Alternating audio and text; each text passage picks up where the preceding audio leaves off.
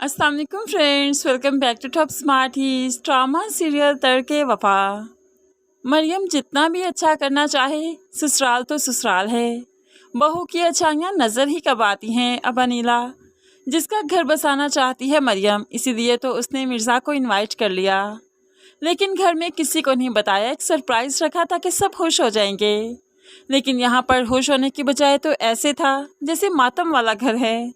अनीला का तो रो रो कर बुरा हाल है कि मरियम ने मेरा मजाक उड़ाया, मेरी अब तक शादी नहीं हुई, बस इसी बात का थप्पड़ मारा उसने जैसे मेरे मुंह पर। मिर्ज़ा को भी जलील करते हुए यहाँ से निकाल दिया। मरियम तो काफ़ी खौफजदा हो गई क्योंकि सिप्ती भी घर वापस आ चुका है। अनीला ने रो रो कर मरियम की खूब शिकायतें लगाई। तुम्हारी बीवी चाहती क्या है? क्या उसे मैं यहाँ पर बोझ लगती हूँ? मुझे सर से उतार फेंकना चाहती है।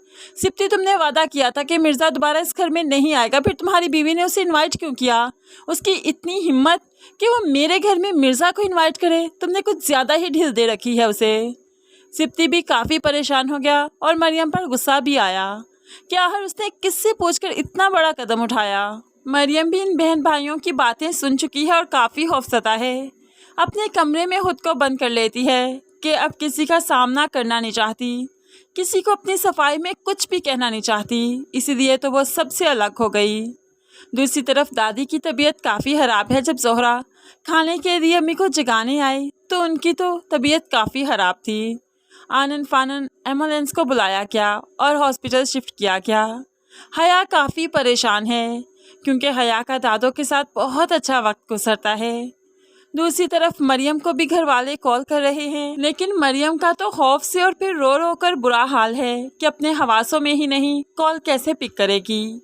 ऐसे में घर वाले अब मरियम के घर के नंबर पर कॉल करते हैं। सजीला से बात हुई तो सजीला मरियम को आकर बताती है तुम्हें हॉस्पिटल जाना होगा, तुम्हारी दादो वहाँ पर एडमिट हैं। मरियम के तो जैसे पैरों तले से ज़मीन खिसक गई। दादो हॉस्पिटल में? अचानक? मैं तो पिछली दफ़ा उनसे मिलकर आई थी, उनकी तबीयत ठीक थी तब। अब आनन फानन हॉस्पिटल पहुंच गई जहां पर दादो की तबीयत काफ़ी ख़राब थी।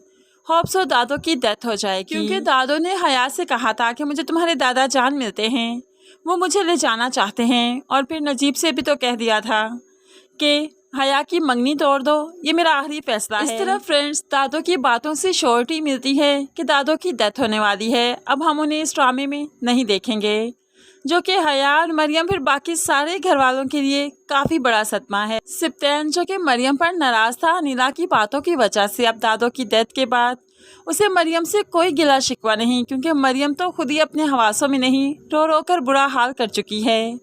जिस पर अनीला को काफ़ी गुस्सा आता है कि सिप्ती आखिर इससे कोई सवाल क्यों नहीं कर रहा। वो तो सजीला से कहने लगी ये मरियम का घर भी कितना मनहूस है ना, हर वक्त कोई ना कोई बुरी खबर रहती है यहाँ पर। तो सजीला भी कहने लगी यकीन मानिए आप ही, मैं भी यही सोचती हूँ, मेरा तो वहाँ पर जाने का भी दिल नहीं चाहता, फिर मौका ऐसा बन जाता है कि जाना भी पड़ता है। अब यहाँ पर ये तो मरियम को कोस रही हैं और दूसरी तरफ अनीला गुस्से में है कि सिप्ती ने मरियम से मिर्ज़ा के बारे में बात क्यों नहीं की, कि उसे डिनर पर क्यों इनवाइट किया गया। अब यहाँ पर अनीला तो मौके की नज़ाकत को नहीं समझ पा रही, लेकिन सिप्ती खूब अच्छे से समझता है, इसीलिए तो मरियम के पास है, उसके साथ है।